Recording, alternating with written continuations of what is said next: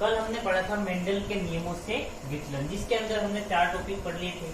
आज हमारे जो 5वां टॉपिक है मेंडल से नियमों के विचलन के अंदर, वो आएगा बहुजीवी वंशावली।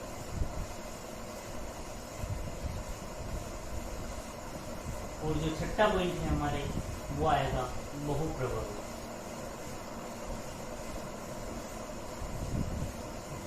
एक बार दोनों को समझ लेते हैं, फिर डिटेल में पढ़ेंगे। बहुजीवी वंशागति और बहुप्रभावी। तो मेंडल ने ये कहा कि एक जीन एक लक्षण को निरूपित करता है। उसने विसंयोजन के नियम के अंदर यही बात कही थी कि एक जीन जो होता है वो एक लक्षण को नियंत्रित करेगा, ठीक है।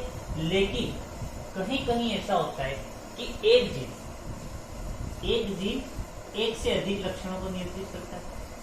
एक जीन एक से अधिक लक्षणों को क्या करेगा? नियंत्रित करेगा।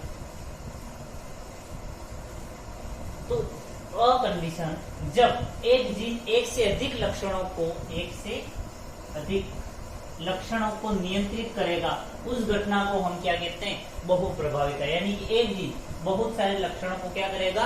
प्रभावित करेगा, उसको हम क्या कहेंगे? बहुप्रभाविता। क्लियर?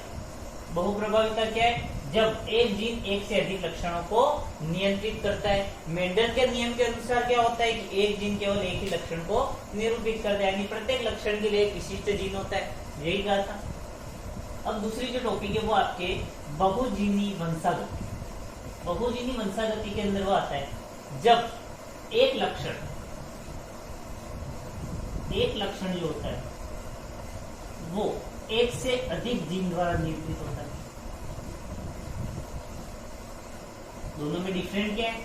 बहुप्रभाविता के अंदर क्या हो रहा है कि एक जीन एक से अधिक लक्षणों को नियंत्रित कर रहा है, लेकिन बहुजीवी वंशागति में क्या हो रहा है कि एक लक्षण एक से अधिक जीन द्वारा नियंत्रित हो रहा है। क्लियर? दोनों में डिफरेंट। अब एक एक के बारे में डिटेल में पढ़ते हैं।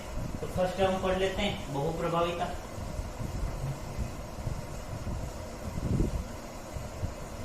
तो बहुप्रभाविता में हमने क्या कहा कि बहुप्रभाविता क्या है? जब एक जीन एक से अधिक लक्षणों को नियंत्रित करता है, उस घटना को हम कहते हैं बहुप्रभाविता। अगर इसके उदाहरण की बात करें तो उदाहरण के अंदर हम अगर ड्रोसोफिला लें,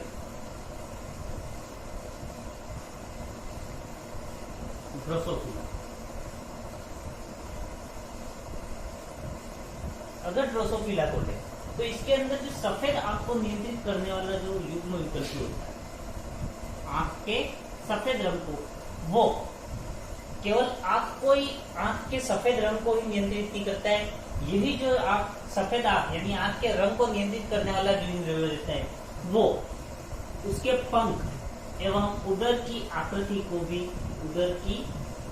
को भी क्या करता है? नियंत्रित करता है। जो सफेद आंख वाली जो रहती है, सफेद आंख जो है वो ड्रोसोफिला के अंदर एक अप्रभावी लक्षण होता है। तो अप्रभावी लक्षण जब सफेद आंख जो है उसको नियंत्रित करने वाला जो जीन है वो समयुग्मजीय अवस्था में होगा। कौन सी अवस्था में होगा? समयुग्मजीय अवस्था में होगा। तब उसके जो उदर की आकृति है वो कैसी हो जाएगी? कुंडलित हो जाएगी। तो इसमें हुआ क्या? जीन लक्षण उसका मुख्य कार्य क्या था? आंख के रंग को नियंत्रित करना, लेकिन वो आंख के रंग के साथ साथ में पंख की आकृति को और उदर की आकृति को भी क्या करता है? नियंत्रित करता है। तो इस प्रकार एक जीन जो है वो एक से अधिक लक्षणों को नियंत्रित करता है। उसी घटना को हम क्या कहते हैं? बहुप्रभाविता। क्लियर?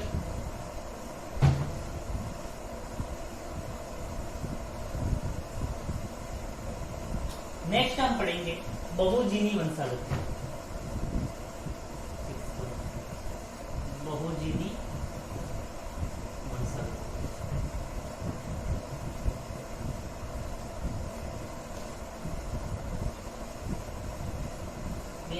बहुजीवी वंशागति क्या है?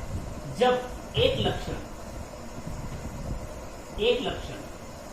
एक से अधिक जीन द्वारा नियंत्रित होता है। एक से अधिक जीन द्वारा नियंत्रित होता है।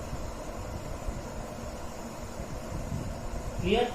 उसमें क्या हो रहा था? बहुप्रभाविता के अंदर एक जीन एक से अधिक लक्षणों को नियंत्रित कर रहा था, बहुजीनी वंशागति के अंदर क्या हो गया, एक लक्षण जो होता है वो एक से अधिक जीन द्वारा नियंत्रित होता है। बहुजीनी वंशागति को हम मात्रात्मक वंशागति भी कहते हैं, मात्रात्मक वंशागति भी कहते हैं।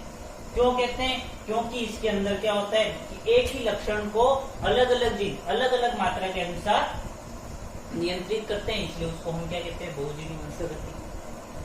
अब बात करते हैं इसके उदाहरण की, एग्जाम्पल। तो बहुजीनी वंशागति का सबसे अच्छा उदाहरण है मानव में त्वचा का रंग।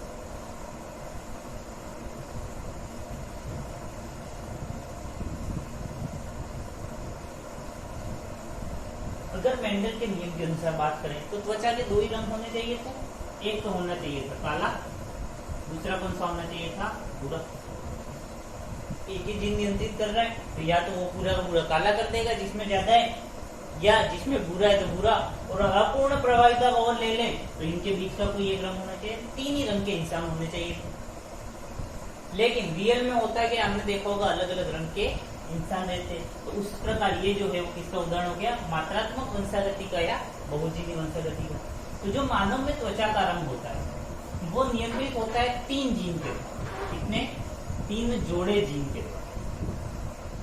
तीन जोड़े जीन के द्वारा मानव में त्वचा का रंग निर्धारित होता है। तो ओवरऑल मानव में त्वचा के रंग के लिए उत्तरदायी जीन के जोड़े कितने, तीन जोड़े।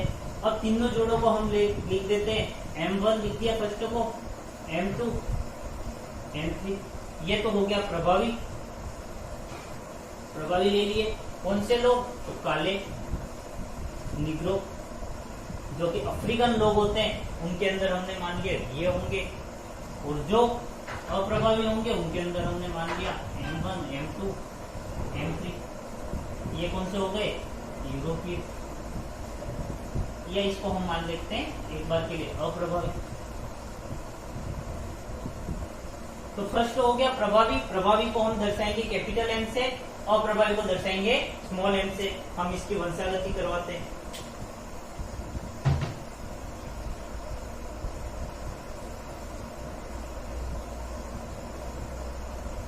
तो एक हम ले लेते हैं निग्रो मानव, दूसरा हमने ले लिया यूरोपीय मानव। M1, M2,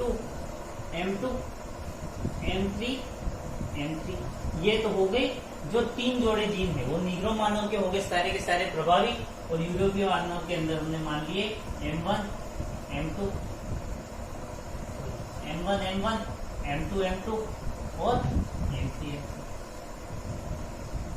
इसके मध्य में हम जब संकरण करवाते हैं तो कितने युग्म विकल्प भी बनेंगे,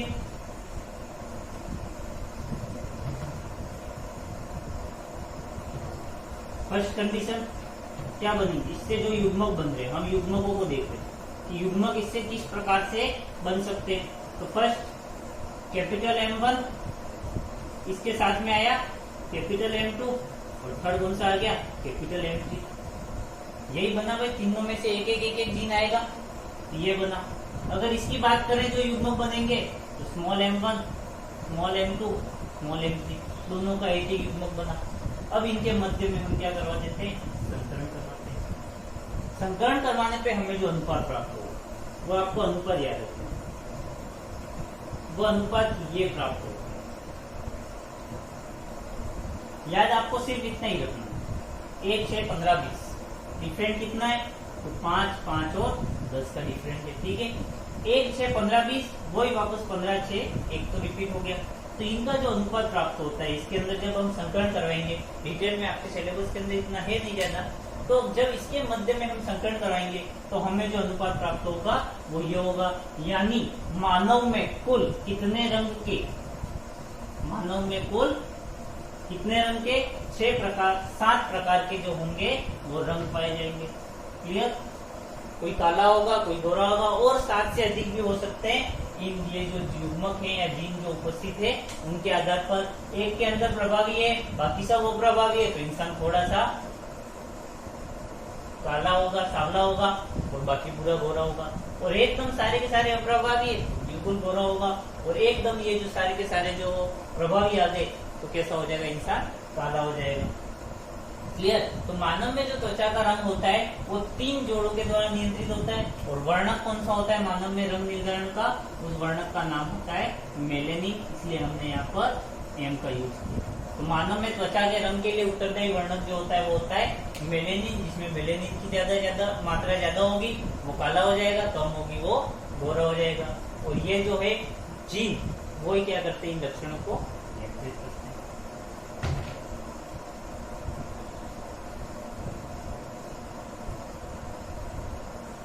ये तो हमने पढ़ लिए मेंडल के नियम के ऊपर। अब हम पढ़ेंगे मानव में लिंग निर्धारण।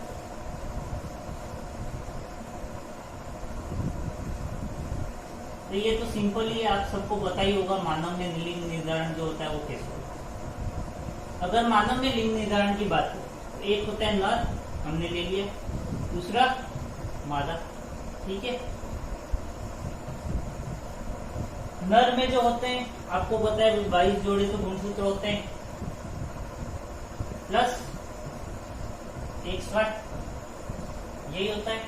या हम लिख सकते हैं 44, 22 जोड़े नहीं लिखे तो 44 plus XY, 44 plus XX। Clear. युग्मक बनेंगे तो इससे बना 22 प्लस X, 22 प्लस Y, दो बने। या हम यहाँ से ये जो दोनों सेम है, दोनों के अंदर 44 उसको हटा देते हैं, हम यहाँ पर सिर्फ क्या लिख लेते हैं XY और XX, ये ठीक है, XY XX।